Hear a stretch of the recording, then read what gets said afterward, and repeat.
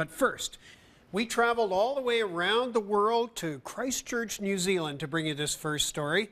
It's a story of a high-tech bike you just have to see.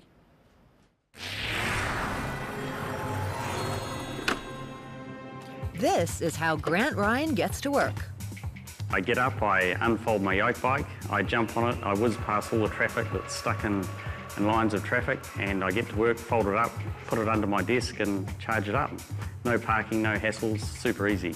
He calls his invention the yike bike for a reason. Well, pretty much the first reaction is people will just go, they just kind of turn their head and they take a double take. People were like, yikes, and so we kind of like the idea of yike, and then yike, oh yeah, it definitely turns heads. But that's okay with Ryan. He wants everyone to get a good look at it. He believes this is how we could all be getting to work one day.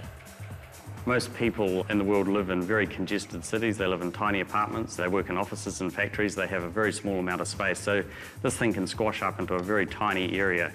It's the smallest, lightest electric folding bike in the world. It's only 10 kilograms. It folds up to be a third of the volume of any other folding bike with a 20-inch wheel. So you can take it on the train, stick it under your desk, you can take it anywhere. You never have to leave it outside to get parked, so it doesn't get stolen. There's no issues with parking.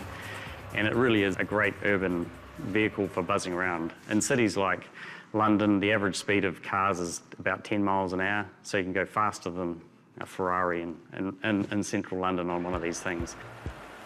The yike bike can go up to 25 kilometers per hour. Ryan, a mechanical engineer by trade, wanted to make something zippy, but safe and stable at the same time.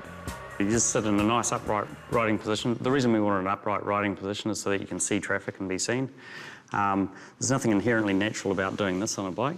It's just what we're used to. It feels remarkably natural. You just sit up there and your hands just kind of fall down there. You've got accelerator here, brake here. It just feels nice and natural. Want to put an indicator on, just press that button. Around the corner we go. The acceleration's actually really safe because it gives you the ability to get out of the way if anything's coming. So if there's a bus coming, there's a bump. Bumps are no problem. You can weave in and out, you can get quite tight. In the end, you can just feels very natural. The real challenge for Ryan was making the yike bike fold up into a small package. So the first versions were pedal, and one of the big aha moments was we could actually make the whole bike vastly simpler by replacing the pedals with a very tiny electric motor. We can also use that for the braking, so we don't need to have cables and chains and levers and gearboxes and freewheeling. So it really makes it all a lot simpler. So we've got our motor and battery and controller, and our foot pegs are all designed to fold into this tiny little space. The back wheel is designed to slide into there. So this part here is where the handlebars fold into. This part here allows the handlebars to fold down. The little kink here in the back wheel, that's designed to go over this kink here, which has got space for the battery. So everything has got a reason to make it fold, to make it fit, to make something fold in. And so the kind of shape is actually popped out of the function of it, which is kind of cool. The shape might just remind you of another design from many years ago. We've ended up calling the whole format a mini farthing because it's like a mini penny farthing. But we didn't start off thinking we're going to design a mini farthing. As it turns out, the old design works the best. It has to be able to go up curbs, through potholes, handle city streets. So you have to have a certain size wheel to do that. And we had to make everything else as small as possible. So we had to have a big wheel, but the back one doesn't have to be as big because when it goes through bumps, it's being pulled through and it's really not as big an issue. Ryan has even souped up this old-fashioned design with some new technology. It's the first bike in the world that's got electronic anti-skid brakes. Like cars have anti-skid brakes, this is the first bike that's actually got it. We've done tests next to a bicycle, and the bicycle wheel will just skid along and ours will just stop. And it just works so remarkably well. We can't wait to try it on ice, actually.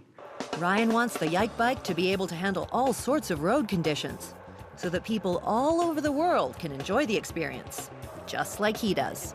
It's almost like floating down the street because you've got nothing in front of you and you can just kind of whiz around and cruise past things. And I get the biggest smile on my face is when there's teams of, a whole lot of traffic lined up and you just whiz past them. You have to try not to gloat too much, I guess.